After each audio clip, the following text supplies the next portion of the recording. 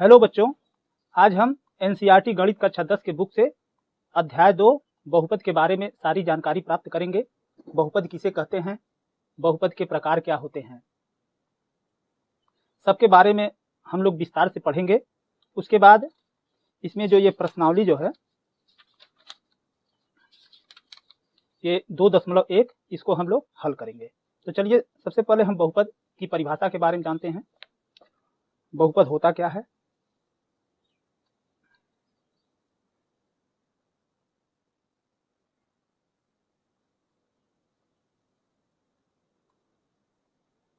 बहुपद की परिभाषा बिल्कुल ही आसान भाषा में हम लोग पढ़ेंगे, जिसका परिभाषा होता है ऐसा बीजीय व्यंजक जिसमें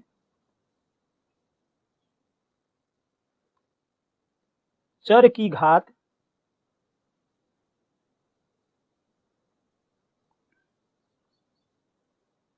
धनात्मक पूर्णांक हो उसे बहुपद कहते हैं। इस बहुपद को हम उदाहरण के माध्यम से समझेंगे। जैसे एग्जाम्पल है, कोई बीजी व्यंजक है। बीजी व्यंजक होता क्या है? जिसमें चर और अचर दोनों सम्मिलित होते हैं, वो भी जोड़ अथवा घटाव या गुणा के माध्यम से, उसी को हम बीजी व्यंजक कहते हैं। जैसे हम मानते हैं एक हमारा बीजी व्यंजक है 2x² माइनस x प्लस 1, यह एक हमारा बीजी व्यंजक है। अब इसमें जो है इसकी घात जो है 2 है, जो क्या है? धनात्मक पूर्णांक है। तो जब इस बीजी व्यंजक का घात धनात्मक पूर्णांक रहेगा तो इसे हम बहुपद कहेंगे। तो ये हमारा क्या है? बहुपद है। x की घात जो है 1 है, तो 1 भी धनात्मक पूर्णांक है। अगर इसमें किसी भी चर की घात जो है अगर ऋणात्मक हो गया तो यह बहुपद नहीं माना जाएगा। और भी हम उदाहरण देख लेते हैं। जैसे हम मानते हैं x प्लस 1/x है, तो क्या आप बता सकते हैं कि यह बहुपद है? यह बहुपद नहीं है। बहुपद क्यों नहीं है? अगर हम इस x को ऊपर ले जाएं तो इसे हम लिख सकते हैं x प्लस, ये जो x ऊपर जाएगा इस पर x पर पावर -1 हो जाएगा।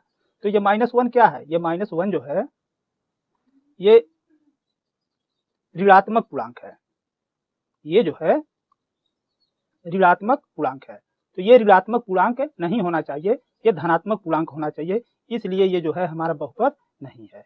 ये क्या है? बहुपद नहीं है। ये जब भी इसकी घात होनी चाहिए तो धनात्मक पूर्णांक होना चाहिए। और भी इसका उदाहरण देखते हैं। जैसे मान लीजिए हमारा है x² प्लस 2 कड़ी में x। अब क्या आप बता सकते हैं यह बहुपद है? ये भी बहुपद नहीं है। क्यों?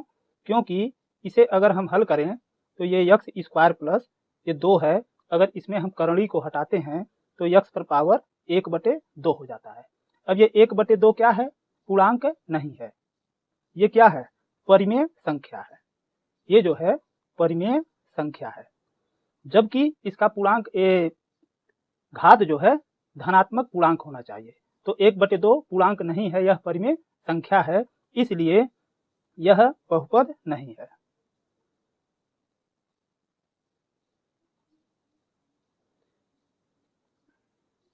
और भी एक आध उदाहरण हम देख लेते हैं। जैसे मान लीजिए 4x पर क्यूब है माइनस 3x² है माइनस x है प्लस 2 है। अब इसमें देखिए इस बहुपद में जितनी भी घात हैं, सबसे अधिक घात क्या है? 3 है। जितनी भी घात हैं सब क्या हैं? धनात्मक पूर्णांक। तो यह क्या है? ये बहुपद है। अगर बीजी व्यंजक में किसी भी चर पर अगर ऋणात्मक पूर्णांक है तो वह बहुपद नहीं होगा। अब हम बहुपद के प्रकार के बारे में जानेंगे। बहुपद कितने प्रकार का होता है, लेकिन उससे पहले हम बहुपद की घात के बारे में पढ़ लेते हैं। बहुपद की घात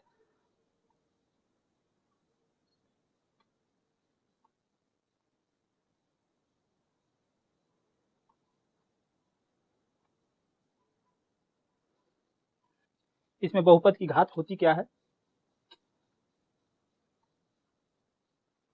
किसी बहुपद में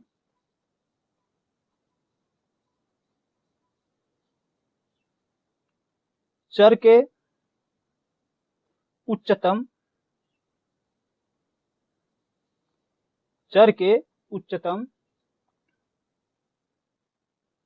घात वाले पद के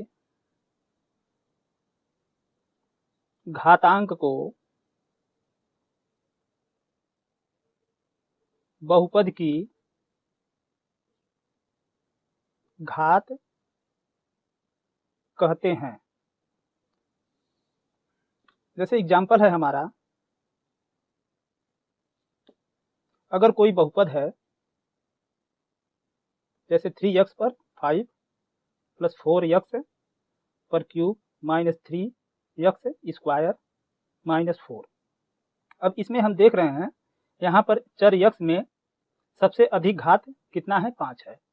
तो 5 को हम क्या कहेंगे? इस बहुपद की घात। तो इसमें बहुपद की घात क्या हो जाएगा? बहुपद की घात बराबर 5। किसी भी बहुपद में चर की जो सबसे बड़ी घात होती है वही बहुपद की घात कहलाती है। अब बहुपद का मानक रूप हम देख लेते हैं।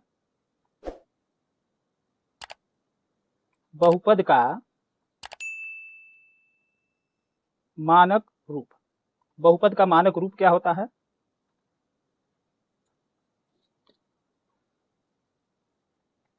किसी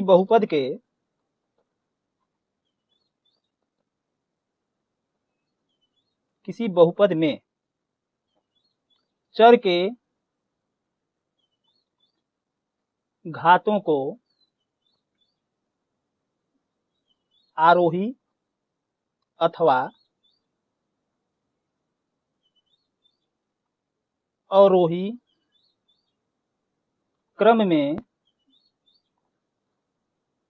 लिखना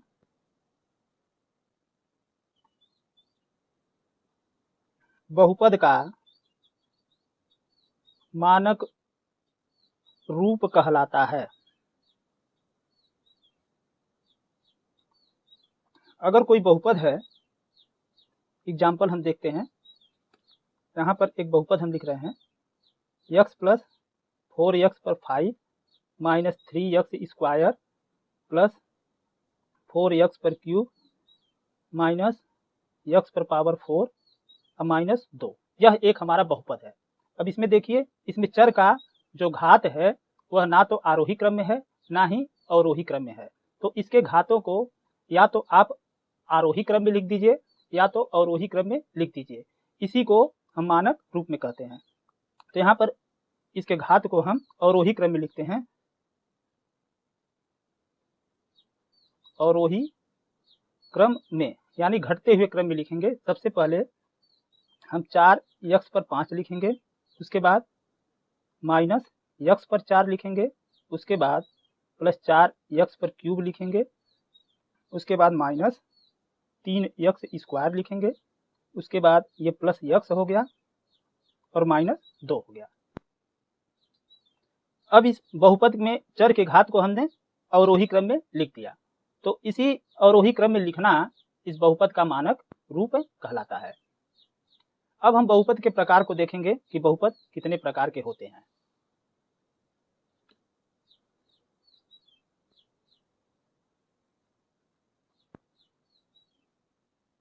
बहुपद के प्रकार, बहुपद का प्रकार जो है दो आधार पर होता है। एक होता है पदों के आधार पर। पदों के आधार पर क्या होता है हमारा? सबसे पहला नंबर एक पदी बहुपद होता है। एक पदी बहुपद ये क्या होता है? जिस बहुपद में केवल एक पद पाए जाते हैं उसी को हम एक पदी बहुपद कहते हैं। जैसे 5x हो गया, 7x स्क्वायर हो गया, x पर क्यूब हो गया या 4 हो गया। ये सब जितने भी हैं ये सब एक पदी बहुपद हैं। ये 4 जो है 4 को भी हम बहुपद कहते हैं, 4 को भी हम बहुपद कहेंगे, क्योंकि यहाँ पर 4 के पास जो है यक्स पर पावर 0 होता है, इसलिए 4 को भी हम बहुपद कहेंगे। तो इन सब में क्या है, हमारा एक एक पद है, तो इसलिए हम इसे कहेंगे एक पदी बहुपद। दूसरा होता है हमारा द्विपदी बहुपद। द्विपदी बहुपद क्या है, जिस बहुपद में 2 पद पाए जाते हैं उसी को हम द्विपदी बहुपद कहते हैं। जैसे मान लेते हैं हम x प्लस 1, इसमें कितने पद हैं, 1 पद 2 पद, तो ये हमारा द्विपदी बहुपद हो गया। जैसे x स्क्वायर माइनस 1, ये सब क्या है, द्विपदी बहुपद। x पे क्यूब माइनस 3x, ये सब कितने पद हैं, इसमें 2 पद हैं, तो ये द्विपदी बहुपद कहलाएंगे। इसी प्रकार हम आगे देखते हैं, एक होता है हमारा तीसरा नंबर त्रिपदी बहुपद। त्रिपदी बहुपद में क्या है, जिस बहुपद में 3 पद पाए जाते हैं उसी को हम त्रिपदी बहुपद कहते हैं। जैसे मान लेते हैं x square minus x plus 3, इसमें कितने पद हैं, 1 2 3, तो इसलिए यह त्रिपदी बहुपद है। x पर power 4 minus x square minus 3x, ये क्या है, 3 पद हैं इसमें, तो ये त्रिपदी बहुपद कहलाएंगे। इसी प्रकार आप आगे 4 पदी बहुपद लिख सकते हैं, 5 पदी बहुपद, 6 पदी बहुपद, लेकिन मुख्य रूप से हम लोग 3 पदी बहुपद तक ही पढ़ेंगे। अब दूसरा आधार क्या है, घातों के आधार पर। घातों के आधार पर बहुपद। अब घातों के आधार पर बहुपद क्या क्या होता है, एक तो होता है हमारा रैखिक बहुपद, एक है रैखिक बहुपद। रैखिक बहुपद होता क्या है भाई, जिस बहुपद में, चलिए इसका परिभाषा भी लिख देते हैं, जिस बहुपद में चर की घात 1 होती है, चर की घात कितनी होती है, 1 होती है, उसे रैखिक बहुपद कहते हैं। इसमें एग्जाम्पल में जैसे देखिए x है, अब x पर घात कितनी है, 1 है, तो ये 1 हमारा क्या हो गया, रैखिक बहुपद। x प्लस 1 है, तो इसमें चर की घात कितनी है, 1 है, तो ये क्या है, हमारा रैखिक बहुपद। इसमें पद को हमें नहीं देखना है, इस बहुपद की घात को देखना है। अगर बहुपद की घात 1 होती है तो वह रैखिक बहुपद है। जैसे x माइनस 3 है, y माइनस 4 है, ये सब क्या है, रैखिक बहुपद। दूसरा नंबर है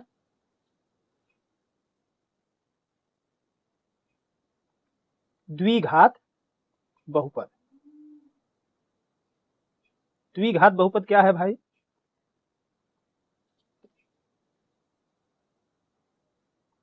जिस बहुपद में चर की घात 2 हो उसे द्विघात बहुपद कहते हैं। जैसे एग्जाम्पल में अब यहाँ पर देखिए x स्क्वायर है, इसमें चर की घात कितनी है, 2 है, तो ये क्या है, हमारा द्विघात बहुपद। x स्क्वायर माइनस 4 है, इसमें चर की घात कितनी है, 2 है, तो ये हमारा द्विघात बहुपद है। y square minus 3y plus 4, इसमें चर की घात कितनी है, 2 है, तो इसलिए यह क्या है, हमारा द्विघात बहुपद है। इसी प्रकार तीसरा नंबर त्रिघात बहुपद। त्रिघात बहुपद में क्या होता है,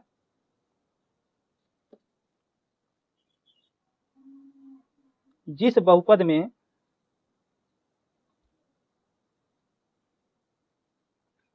चर की घात 3 हो उसे त्रिघात बहुपद कहते हैं। जैसे एग्जाम्पल देखिए, जैसे 3x पर क्यूब माइनस 4, इसमें चर की घात कितनी है? 3 है, तो ये हमारा त्रिघात बहुपद हो गया।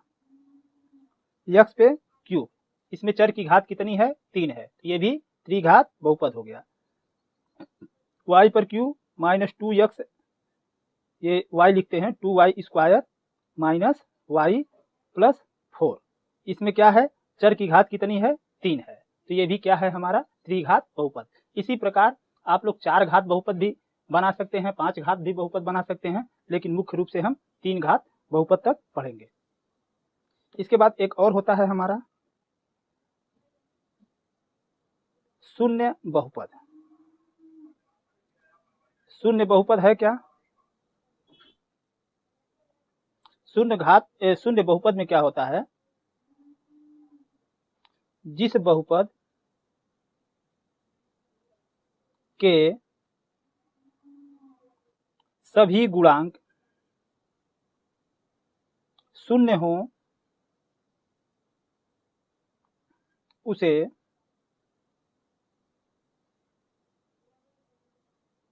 शून्य बहुपद कहते हैं। एग्जाम्पल में जैसे मान लीजिए 0x square minus 0x plus 0, इसमें देखिए x के जितने भी गुणांक हैं सब क्या हैं? शून्य है, तो इसे हम क्या कहेंगे? शून्य बहुपद। और भी मान लीजिए 0y पर cube minus 0y square plus 0y और प्लस 0, इसमें सभी गुणांक क्या हैं? शून्य है, इसलिए हम इसे क्या कहेंगे? शून्य बहुपद। अब हम इस अध्याय के प्रश्नावली 2.1 पर आते हैं, जिसमें दिया है प्रश्न 1, किसी बहुपद px के लिए y बराबर px का ग्राफ नीचे आकृत 2.10 में दिया है। प्रत्येक स्थिति में px के शून्यकों की संख्या ज्ञात कीजिए। यहाँ पर एक y बराबर px का ये सब ग्राफ दिया है, 1 2 3 4 5 6 ग्राफ है। तो इस ग्राफ से हमें ये बताना है कि बहुपद px जो है इसका शून्यक क्या क्या है। इस प्रश्न में केवल आपको शून्यक की संख्या ही बताना है।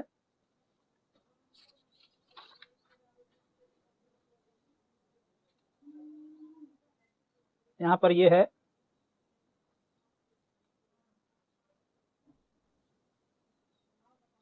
प्रश्नावली 2.1। इसमें पहला प्रश्न है, इसका ग्राफ दिया है, एक हमारा बहुपद है y बराबर px, ये हमारा बहुपद है, और यहाँ पर इसका ग्राफ दिया है। हम सभी ग्राफ को बना लेते हैं। एक ग्राफ पहला है,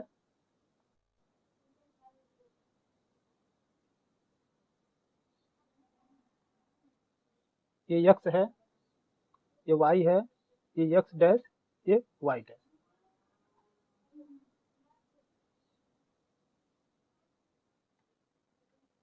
यहाँ पर दूसरा है,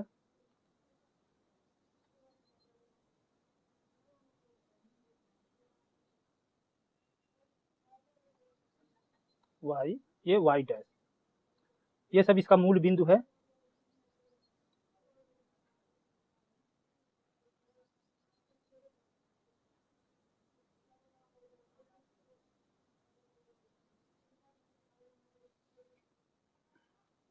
यहाँ पर ये तीसरा ग्राफ दिया है,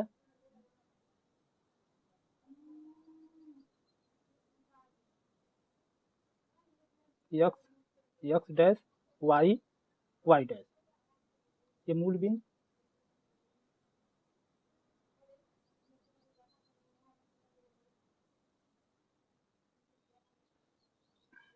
ये चौथा है,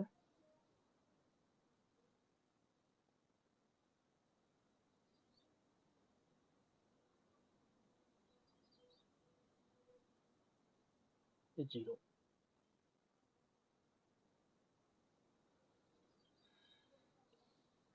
और ये पांचवा ग्राफ,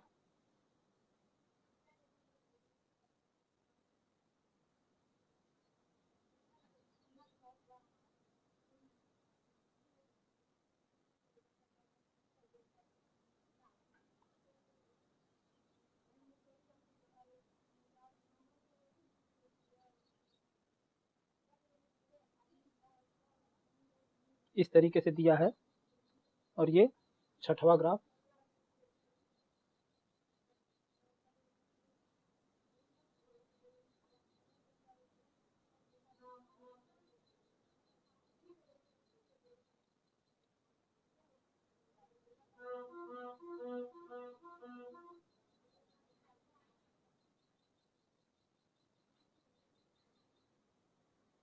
इस तरीके से हमारा ग्राफ दिया है। अब इसमें देखिए, इस ग्राफ में ये जो हमारा रेखा जो है y बराबर ये px जो बहुपद का रेखा है, यह जो है x अक्ष को कहीं भी नहीं काट रहा है। तो जब x अक्ष को नहीं काट रहा है तो इसके शून्य कितना हो जाएंगे, यहाँ पर शून्य इसके 0 हो जाएंगे। अगर जितने जगह x अक्ष को काटेगा उतने ही इसके शून्य होंगे। अब दूसरे वाले ग्राफ में हम देख रहे हैं, ये जो रेखा है यह x अक्ष को यहाँ पर इस बिंदु पर काट रही है, एक जगह काट रही है। तो इसमें बहुपद के शून्य क्या हो जाएंगे, शून्य बराबर 1। इसमें इस बहुपद का शून्य कितना होगा, 1 होगा। इसी प्रकार तीसरे ग्राफ में यहाँ पर x अक्ष को कहाँ काट रहा है, 1, यहाँ पर 2 और यहाँ पर 3, 3 जगह x अक्ष को काट रहा है। तो इसके शून्य कितने हो जाएंगे, 3। यहाँ पर इसके शून्य कितने होंगे, 3। और यहाँ पर देखिए x अक्ष को 2 जगह काट रहा है, तो इसलिए यहाँ पर इसके शून्य कितने होंगे, 2 शून्य। इसके कितने शून्य होंगे, 2। और ये पांचवें ग्राफ में x अक्ष को 1, 2, 3, 4 जगह काट रहा है। तो यहाँ पर इसके शून्य होंगे 4। इसके शून्य कितने हो जाएंगे, 4। और छठवें ग्राफ में x अक्ष को कितने जगह काट रहा है, 1, यहाँ 2 और ये 3 जगह काट रहा है। तो इसके शून्य हमारा 3 होगा। इस बहुपद का शून्य कितना होगा, 3। तो इस प्रकार इस अध्याय का प्रश्नावली 2.1 समाप्त हो गया। अब इसमें हम अगली प्रश्नावली का हल जो है अगली वीडियो में लेकर के आएंगे।